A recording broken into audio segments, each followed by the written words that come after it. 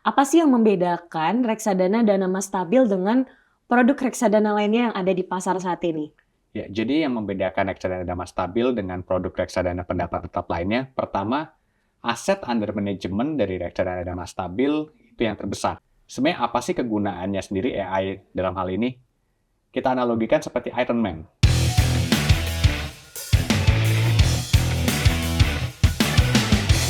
Halo Simfriends, selamat datang di podcast hari ini. Hari ini kita akan ngobrol santai tapi insightful mengenai keuangan, investasi, dan juga financial. Dan hari ini kita sudah kedatangan tamu spesial yaitu Chief Investment Officer Sinarmas Asset Management, Pak Genta Wiranjalu. Selamat datang Pak Genta. Nah, sebelum kita mulai ngobrol, boleh dong Pak Genta perkenalan diri sedikit nih mengenai Pak Genta untuk para Simfriends atau pendengar kita di podcast ini. Oke, hai Sim Friends. Saya Genta Wiranjalu. Saat ini saya bekerja sebagai Chief Investment Officer dari PT Sinarmas Asset Management. Peran saya sendiri sehari-hari adalah menyusun strategi investasi secara keseluruhan, mengawasi portfolio manajemen, research, dan menyampaikan hal tersebut kepada pemangku kepentingan seperti komite investasi maupun investor. Oke, nah Pak Genta, dengar-dengar kemarin habis dapat award dari The Economics sebagai Indonesia Popular CIO. Gimana nih Pak perasaannya dan gimana ceritanya bisa mendapatkan award itu? Saya sendiri sangat berterima kasih ya atas apresiasi yang diberikan oleh The Economics kepada saya. Tapi sebenarnya memang untuk prestasi ini merupakan kerjasama dari seluruh tim ya. Jadi bukan pencapaian saya sebagai pribadi. Dan saya sangat apresiasi sekali dengan Economics. Mereka memberikan seperti semangat ya untuk kita memberikan yang terbaik untuk investor ya. Oke, Pak Genta, kita sekarang mau bahas salah satu produk yang ada di Sinarmas Asset Management nih. 20 tahun adalah perjalanan yang luar biasa nih Pak untuk Ya. sebuah produk reksadana. Bisa diceritakan bagaimana awal mula dana mas stabil ini diluncurkan dan bagaimana perkembangannya sampai saat ini Pak Genta? Jadi dana mas stabil itu adalah produk reksadana pendapatan tetap yang memang diluncurkan oleh Sinarmas Asset Management pada tanggal 23 Februari 2005 ya. Jadi, produk ini memberikan tujuan pendapatan yang relatif stabil, optimal dalam jangka menengah hingga panjang dengan tingkat resiko yang relatif rendah. Nah, memang kalau kita lihat ya, sejak peluncurannya, dana mas stabil itu sendiri telah menunjukkan kinerja yang konsisten dan berhasil melewati berbagai tantangan pasar, termasuk krisis keuangan global pada tahun 2008, gejolak pasar obligasi 2015, hingga pandemi COVID-19 pada 2020.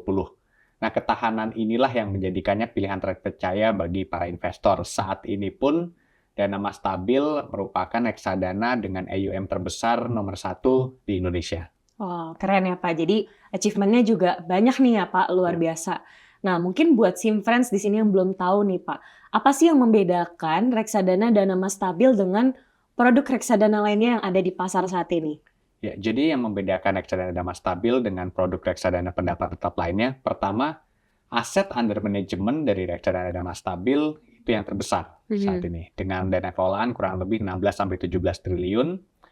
Dan kalau kita lihat, ini menunjukkan bahwa kepercayaan investor terhadap produk ini sangat tinggi ya. Nah, yang kedua, reksadana dana stabil ini fokus pada obligasi yang berkualitas tinggi. Jadi kita memang cukup selektif untuk memilih portfolionya, sehingga itu meminimalisir terhadap resiko kredit yang ada pada market. Nah, yang ketiga, kalau kita lihat sejak peluncuran ya, dana mas stabil ini memiliki stabilitas dan konsistensi kinerja ya. Sejak diluncurkan, dana mas stabil itu terkenal dengan kinerja ya, return yang relatif stabil dibandingkan dengan reksadana pendapat tetap lainnya. Nah, lalu yang keempat, reksadana dana mas stabil ini berulang kali mendapatkan berbagai penghargaan, mulai dari Infovesta Investor Awards, Bisnis Indonesia Award, APER di Bloomberg Indonesia Fund Award, dan produk ini memang diberikan berbagai penghargaan tersebut sebagai bentuk apresiasi ya dari lembaga-lembaga yang cukup kredibel terhadap kinerja dana mas stabil itu sendiri. Lalu yang kelima, dana mas stabil ini dikelola oleh manajemen yang sangat profesional dan dikelola oleh manajemen dari Sinarmas Asset Management, di mana Sinarmas Asset Management merupakan salah satu manajemen terbesar di Indonesia saat ini dan didukung oleh Sinarmas Group yang which is merupakan konglomerasi yang cukup besar ya dalam hal ini. Oke.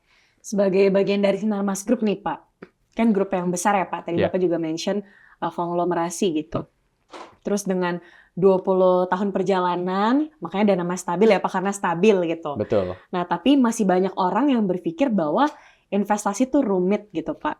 Dan apalagi buat mereka yang mungkin baru mengenal mengenai pasar modal atau investasi, atau mungkin baru terpapar literasi secara finansial gitu Pak. Nah, menurut Pak Genta sendiri, investasi itu rumit gak sih Pak? Sebenarnya investasi ini sesuatu yang menarik ya. Itu kalau menurut saya itulah penggabungan dari seni dan ilmu pasti.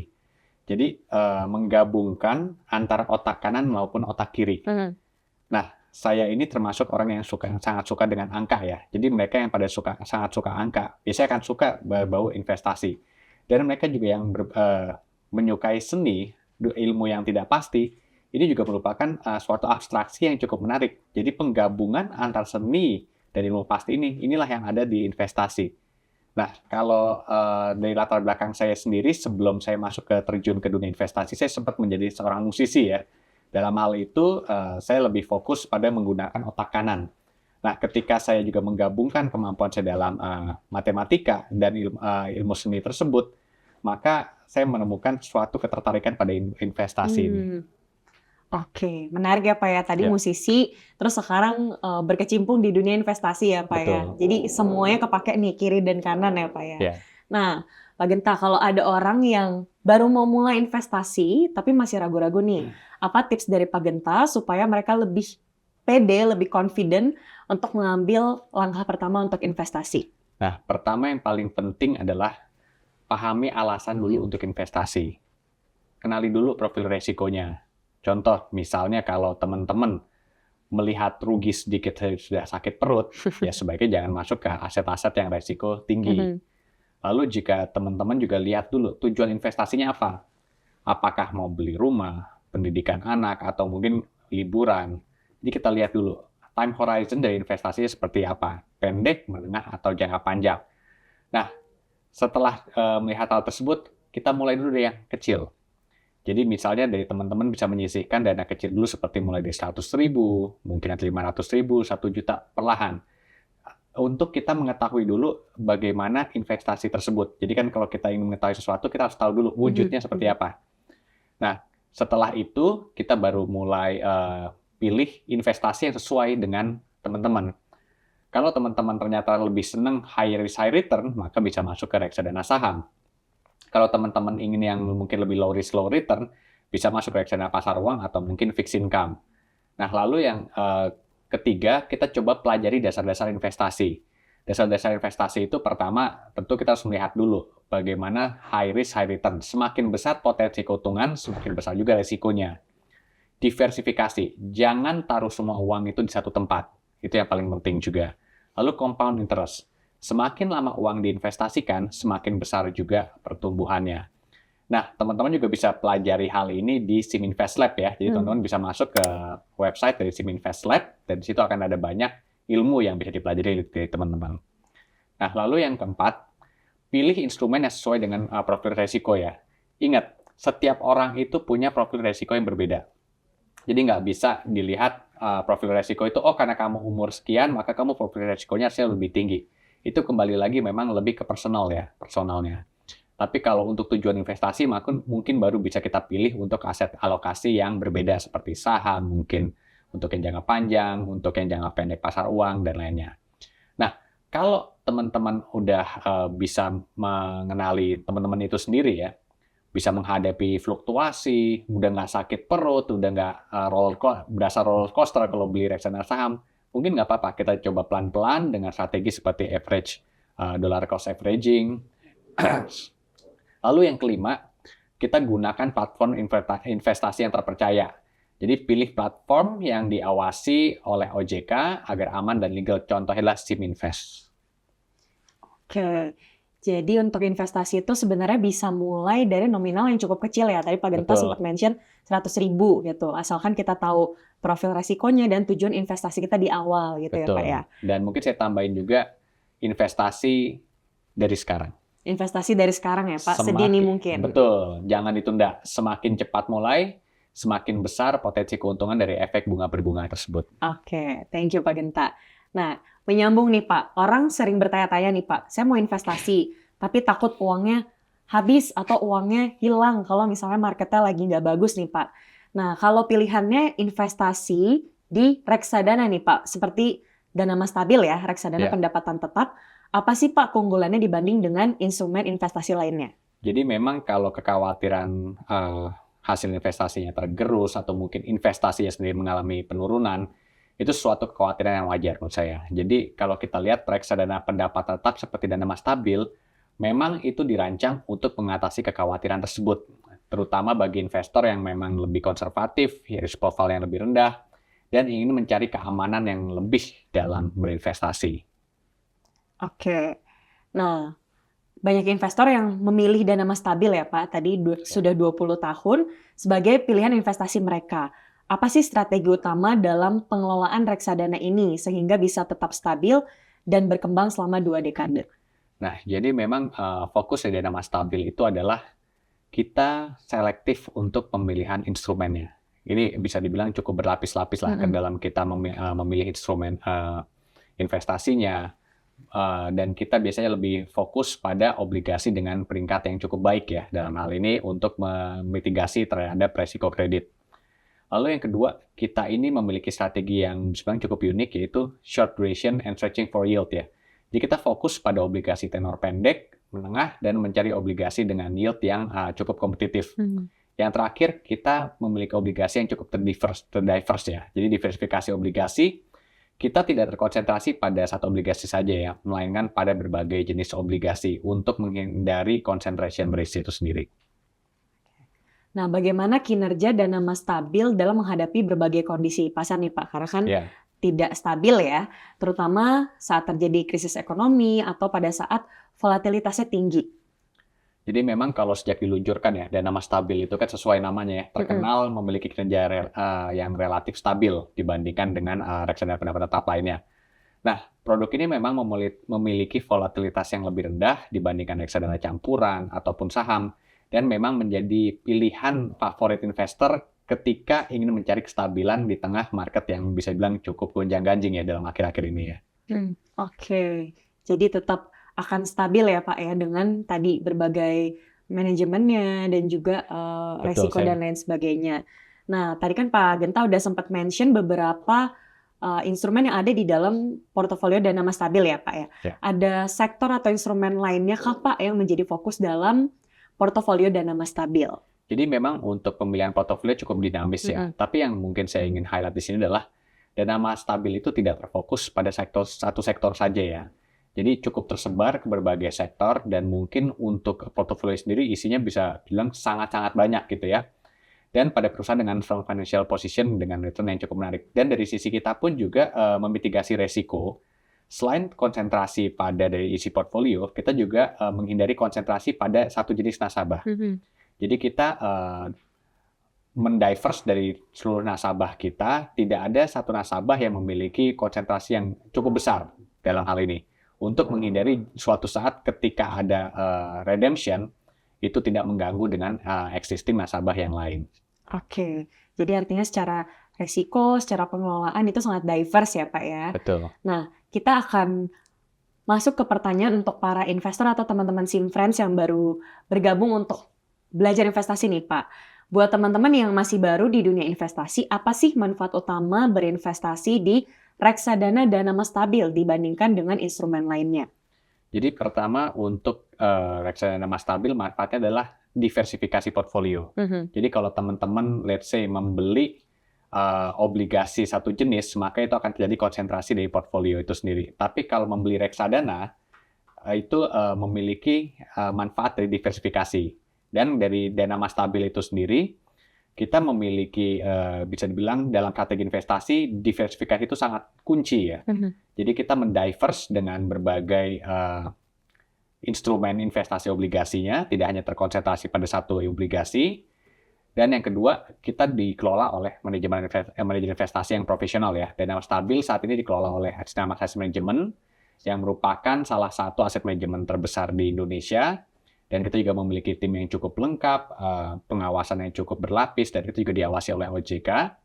Lalu yang ketiga, kita juga memiliki kinerja yang relatif stabil ya untuk reksadana pendapatan tetap sendiri. Yang keempat, ini adalah kemudahan akses dan likuiditas. Salah satunya kita bisa dibeli di Siminvest ya. Dan ketika teman-teman juga memiliki ingin kebutuhan likuiditas, itu bisa langsung melakukan redemption di dana Mas Stabil itu sendiri. Yang kelima itu transparansi dan regulasi. Jadi reksadana dana Mas Stabil ini terdaftar dan diawasi oleh OJK, memberikan rasa aman dan perlindungan bagi investor ya. Oke, berarti sangat aman dan juga secara resikonya sudah terbagi-bagi ya Pak ya, sudah diversifikasikan. Nah, kalau ngomongin soal profil resiko Pak, nah dana Mas Stabil ini cocoknya untuk investor dengan profil resiko seperti apa nih Kak? Ini cocok untuk investor dengan profil resiko yang cenderung lebih rendah dan moderat ya. Nah, karena reksadana ini mengalokasikan sebagian besar dananya itu pada instrumen pasar uang dan obligasi yang memang secara resiko ini relatif rendah dibandingkan saham. Oke, nah ngomongin soal saham nih Pak, dengar-dengar di Senamas Asset Management juga ada dana mas saham AI. Bisa dijelaskan sedikit Pak, bagaimana AI bekerja dalam mengelola investasi? Ini cukup menarik, memang ini bisa dibilang produk flagship yang kita baru jual ya di tahun 2024 dan peningkatannya juga cukup luar biasa dengan performa yang cukup luar biasa juga. Di sini Senamas Asset Management menjadi pelopor atau menjadi yang pertama mengelola portfolio saham dengan utilize AI. Bahkan kita juga sudah mempatenkan untuk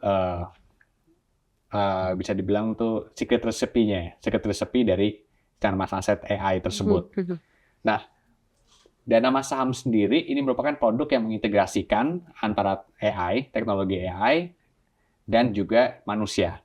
Jadi bisa dibilang kita ini adalah kombinasi dari manusia dan AI.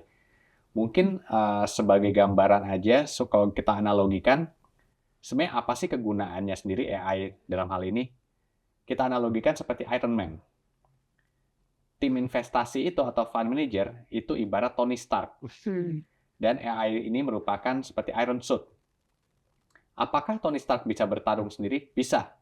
Tapi dengan tambahan Iron Suit, dia akan menjadi lebih kuat. Begitu juga dengan AI. Jadi fungsi AI ini kita seperti memiliki mungkin ratusan bahkan ribuan analis yang betul-betul tidak bias, semua berbasis big data, juga dengan ribuan fund manager, sehingga kita bisa memberikan keputusan yang tidak bias dan lebih berbasis data. Kira-kira seperti itu. Oke.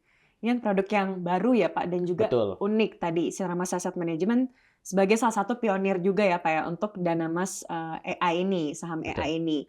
Nah, apa sih Pak perbedaannya atau keunggulannya dibandingkan dengan reksadana yang konvensional?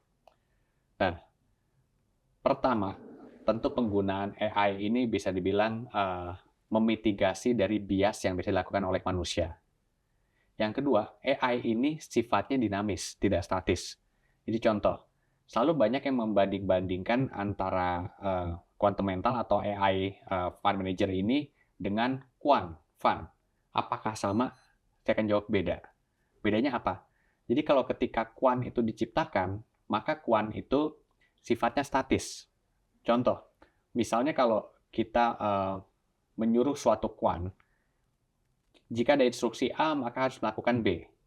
Dia akan seperti itu terus. Ketika market itu berubah atau bersifat dinamis, dia tidak bisa beradaptasi.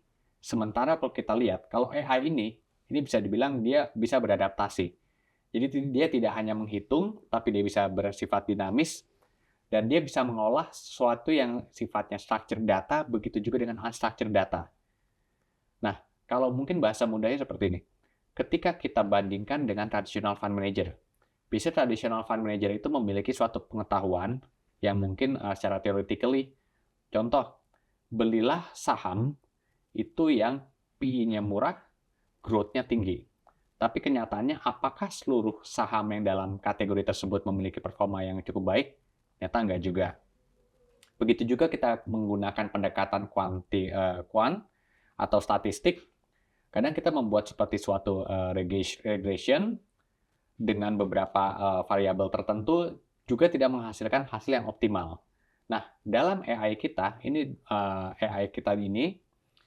itu bersifat dinamis dan itu memiliki machine learning ya. Jadi mempelajari sesuatu yang sifatnya dinamis dan dalam pendekatannya tersebut memilih dari berbagai saham untuk dicari saham yang terbaik sehingga disitulah kita bisa memilih saham-saham terbaik mengikuti kondisi pasar yang ada.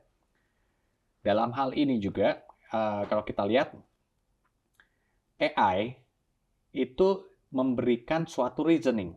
Tidak hanya memilih sahamnya aja, memberikan reason yang cukup clear ya. Jadi kita juga memilih saham itu tidak berdasarkan black box. Let's say AI cuma hanya menghasilkan saham A, B, C, D. Tidak seperti itu. Saham A, reasonnya seperti apa, B seperti apa.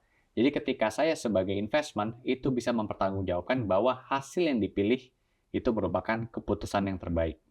Oke. Jadi dengan tadi kemudahan AI untuk bermanuver, jadi itu bisa memaksimalkan return juga ya Pak ya untuk Betul. investor dan juga bisa menghadapi volatilitas pasar tadi ya Pak ya. Betul. Oke, Pak Genta. Pastinya Pak Genta juga banyak pengalaman dalam dunia investasi nih Pak gitu. Ya. Bisa bagi tips sedikit Pak untuk para investor, baik yang sudah berpengalaman ataupun yang baru ingin mulai berinvestasi. Mungkin tips yang pertama adalah selalu sisihkan sebagian uangmu untuk dana darurat ya, dan investasi bisa mulai dari 10% dan perlahan-lahan bisa meningkat. Lalu berinvestasilah sedini mungkin, itu yang paling penting. Yang ketiga, perpanjang time horizon Anda. Jadi secara historis, semakin panjang time horizon-nya, itu maka semakin kecil juga ya potensi untuk mengalami kerugian. Yang terakhir, tentukan tujuan investasinya. Berapa lama time horizon kamu berinvestasi, dan terakhir kenali profil resikonya. Karena profil resiko ini sifatnya lebih personal ya. Tiap orang berbeda. Oke, nah berbicara mengenai tips yang tadi Pak Genta kasih nih, apa sih Pak kesalahan umum yang sering dilakukan para investor dalam memilih atau mengelola investasi reksadana? Ya, jadi yang kesalahan paling umum itu selalu mereka mengabaikan profil resikonya. Contoh, mereka berinvestasi tidak mempertimbangkan profil resiko. Misalnya investor dengan profil resiko yang konservatif, dia memilih reksadana saham yang lebih berisiko tinggi ya. Jadi ketika dia ingin mendapatkan keuntungan lebih besar, tapi akhirnya malah merasa cemas pada saat market turun dan malah cut loss dengan posisi yang rugi. Lalu yang kedua, itu fokus pada hanya kinerja historis. Ingat, kinerja historis itu tidak mencerminkan kinerja masa datang. Banyak investor memilih reksadana hanya berdasarkan kinerja historis saja. Memang, kinerja masa lalu itu bisa menjadi salah satu indikator, tapi tidak menjamin untuk kinerja di masa depan. Nah, yang kita ketahui memang pasar selalu berubah, banyak faktor eksternal, dan itu bisa mempengaruhi kinerja reksadana. Jadi sekali lagi, fokus pada pertimbangan seperti faktor-faktor manajemen investasi, strategi investasi, dan juga kondisi pasar saat ini. Yang ketiga, itu tidak melakukan diversifikasi. Banyak investor itu terlalu fokus pada satu jenis reksadana. Padahal sebenarnya diversifikasi itu kunci. Setiap aset kelas itu tidak pernah betul-betul secara berturut-turut itu menang terus ya. Setiap aset kelas pasti memiliki siklusnya masing-masing. Kadang time deposit bisa lebih unggul daripada saham, kadang saham yang paling tinggi, kadang obligasi yang lebih tinggi. Jadi memang memiliki siklusnya masing-masing. Untuk memitigasi resiko tersebut, sebaiknya kita melakukan diversifikasi ya, tidak hanya pada aset tapi juga pada reksadana. Nah, untuk kita menghindari kesalahan-kesalahan umum itu, biasanya kita kunci utamanya adalah memahami pertama tujuan investasinya dulu, terus menyesuaikan profil resiko, sama memonitor kinerja secara rutin ya, untuk memastikan portfolio itu sesuai dengan tujuan jangka panjang dan profil resiko. Oke, nah terakhir nih Pak Genta, apa harapan dan pesan Bapak bagi para investor Sinarmas Asset Management dalam menghadapi tahun-tahun ke depan? Jadi dalam berinvestasi, teman-teman harapan saya adalah menjaga kedisiplinan investasi dan berorientasi pada jangka panjang. Jadi yang terpenting adalah kita memiliki strategi investasi yang solid, yang berfokus pada dengan tujuan investasi kita dan profil resiko kita. Nah, terkait kondisi pasar, kepastian yang paling pasti dalam pasar itu adalah ketidakpastian itu sendiri. Saya tidak pernah melihat suatu teori yang itu selalu benar ya. Jadi market itu bersifat dinamis Jadi kita harus selalu mendengar, mempelajari kondisi market yang ada. Dalam hal ini kita juga mempelajari suatu teknologi seperti AI. Karena pada akhirnya tidak ada satupun teori yang benar. Market is always right. Oke. Nah, untuk Sinarmas Asset Management sendiri, Pak, bagaimana Sinarmas Asset Management akan terus berinovasi dan memberikan produk terbaik untuk para investor, Pak? Ya, jadi kita melalui inovasi yang berkelanjutan pada fokus pada teknologi, diversifikasi produk, serta pengelolaan risiko yang tepat. Jadi Sinarmas Asset Management ini berkomitmen untuk memberikan produk investasi yang terbaik ya, yang dapat membantu para investor untuk mencapai tujuan keuangan mereka, baik di kondisi pasar yang stabil maupun penuh tantangan. Oke. Nah, seru banget nih pembicaraan hari ini nih, Pak Genta. Terima kasih banyak Pak Genta atas insight dan sharing-nya. Semoga Dana Mas Stabil terus berkembang dan memberikan manfaat banyak bagi para investor. Buat Sim Friends yang ingin lebih tahu seputar investasi dan produk Sinarmas Asset Management, langsung dapat mengunjungi website resmi Sinarmas Asset Management atau aplikasi SimInvest. Dan jangan lupa subscribe podcast ini untuk mengetahui pengetahuan seputar investasi, financial, atau keuangan. Sampai jumpa di podcast berikutnya. Bye-bye!